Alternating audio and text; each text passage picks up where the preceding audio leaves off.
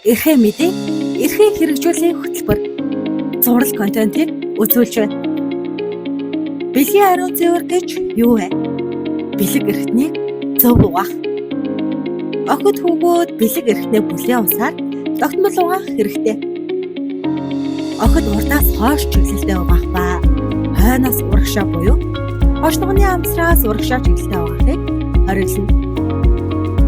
Учир нь хошногны амсарт байрлах нян үтрээ болон шээс бэлгийн замын өрөвсөл үүсгэх эрсдэлтэй байдаг.